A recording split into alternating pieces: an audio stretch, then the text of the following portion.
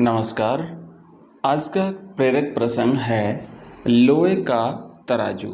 ये बहुत ही खूबसूरत प्रेरक प्रसंग है, सुन करके आप अपनी हंसी नहीं रोक पाएंगे। आइए सुनते हैं। एक बार एक व्यापारी को व्यापार के सिलसिले में परदेश जाना था और उसके लिए पैसों की उसे ज़रूरत थी। वह एक साहूकार के पास गया और उससे पैसे उधार लिए। व्यापारी ने अपनी लोहे की तराजू साहूकार के पास गिरवी रख दी।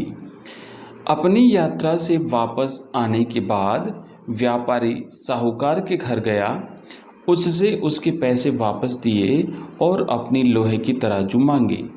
लालची साहूकार बोला, मेरी दुकान में बहुत सारे चूहे हैं, चूहों ने तुम्हारी तराजू कुतर दी। व्यापारी को पता था कि साहूकार झूठ बोल रहा है, पर उसने साहूकार से कोई बहस नहीं की। उसने कहा, कोई बात नहीं, मैं तुम्हारे लिए रेशम के कुछ कपड़े के थान लाया हूँ, क्या तुम अपने बेटे को मेरे साथ भेज दोगे? वह कपड़ों के थान को लेकर वापस आ जाएगा। सौदागर की आंखें चमक उठी और उसने अपने बेटे को व्यापारी के साथ भेज दिया।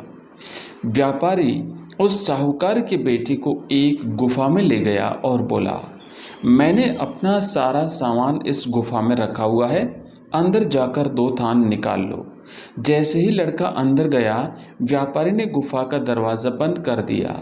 व्यापारी अकेला साहूकार के पास गया। साहूकार परेशान होकर के पूछा, मेरा बेटा कहाँ है? व्यापारी ने कहा, मुझे माफ़ करना, एक चील तुम्हारे बेटे को अपने पंजों में दबा करके भाग गया। साहूकार गुस्से में बोला, ऐसा कैसे हो सकता है? मैं तुम्हारी शिकायत गांव के बुजुर्गों से करूंगा। जब बुजुर्गों ने व्यापारी से लड़के को वापस करने को कहा तो व्यापारी बोला, जब लोहे के तराजू को चूहा खा सकता है तो लड़के को चील कैसे नहीं उठा सकता? उन लोगों ने व्यापारी से पूरा मामला बताने को कहा। व्यापारी की बात सुनकर बुजुर्गों ने साहूकार को तराजू वापस देने को कहा। प्रिय मित्रों, इस कहानी से हमें शिक्षा मिलती है कि जैसा बीज बोओगे वैसी फसल काटोगे। इसी प्रकार के और प्रेरक प्रसंग सुनने के लिए